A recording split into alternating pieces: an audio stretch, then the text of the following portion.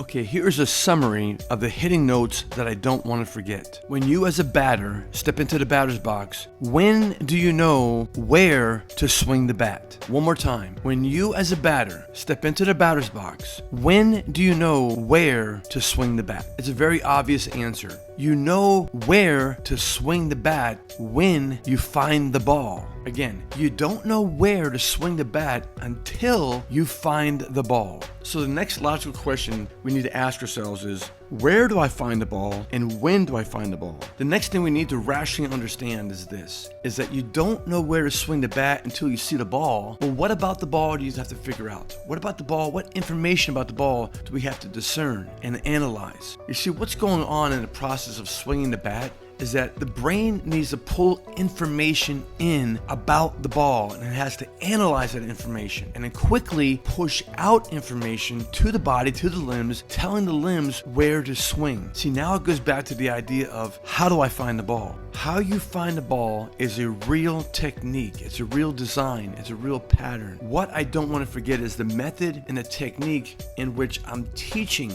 players how to find the ball. First, I show all the students the sports science video from the early 2000s. Inside the video, the research explains to the audience, based on neuroscience, exactly where the batter will find the ball. It's not out of the pitcher's hand.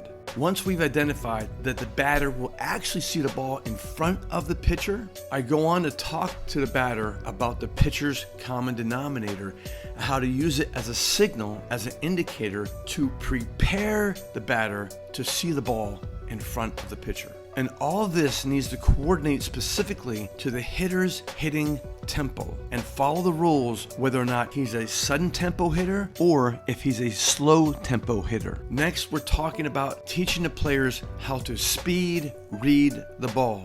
How to speed read the ball. Next, we're teaching hitters how there's a starting line, there's a finish line, there's point A, there's point B, there's a question, there's an answer, there's part 1, there's part 2.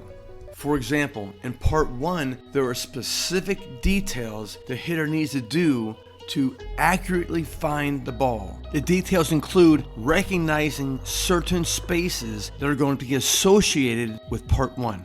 For instance, when we play sports, we need to acknowledge that all sports are played in spaces. The best athletes have their minds on 2 or more spaces at one time while they're playing that sport. And this has to happen with our students and our players as they participate in games. In a similar manner, our players need to have an awareness for space where part 2 is, while not even looking at it. They need to identify where is part 2. Dave, remind them that part 2 is right underneath their nose. Another thing I don't want to forget to tell players in regards to part 1 is that they need to plan. They need to prepare. Where is part 1? Remind them to talk to their eyes and say, where do my eyes go next? Too often our students and other players are daydreaming just before they see the ball. They're daydreaming on part 1. And part 1 is the most important part of hitting. You got to find the ball. The hitter doesn't know where to swing the bat until he finds the ball. They look the part, they look like they're hitting in the batter's box, they look like they're ready, but their mind is daydreaming. They are not preparing, they are not planning to find the ball in front of the pitcher. Dave, remember to tell the students this. We cannot come up to home plate and mindlessly hit. Show them the video of Nolan Arenado. Show them the video of Juan Soto. Point out to the students the idea of timing the adrenaline, timing the alertness. When you step up to home plate, our minds need to be totally fixated, engaged, consumed, obsessed with the baseball, or sometimes the softball. Footnote for tempo. Sudden tempo. When I move my thigh, I move my eye. When I load, I look. Slow tempo. When he comes in, I go out. Look before crossing. Dave, remind the students of the concussion protocol test. How the athlete will put their face into the monitor and the doctor will say, please read the sentence. We don't want jagged eyes, choppy eyes, or bumpy eyes. When we read these sentences, we want smooth eyes, slide the eyes, glide the eyes, roll the eyes, drift the eyes. Dave, remember to observe the hitter's eyes and how they watch the ball. And notice that they may be watching the ball too long. Remind the players that they need the glimpse, they need the glance. At part 1, as they use a speed reading technique to watch the ball. When it's a fastball, it's a glance or a glimpse. When it's off speed, it could be a glance or a glimpse. When you speed read the ball, speed read with the glance. They've reminded players this, that when they're actually reacting or replying to the ball that they see, that we don't want to do this. Find it and then hit it. We don't want to find it and then hit it. Just flail your body at it. Neither do we want to find it and attack it. Find it and attack it.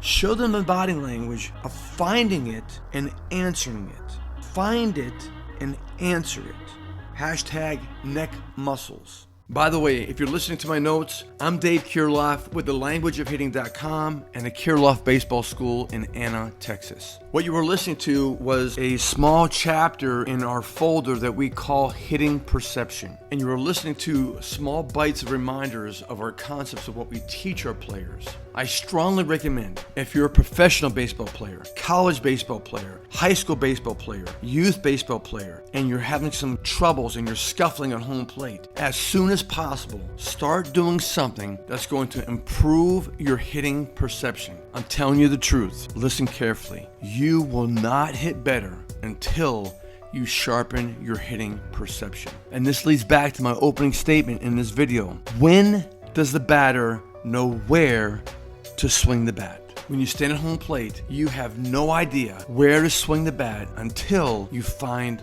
the ball. Let's move on this. Let's not waste another day. Begin to learn how to fix and improve and sharpen your hitting perception now. This will change your baseball destiny.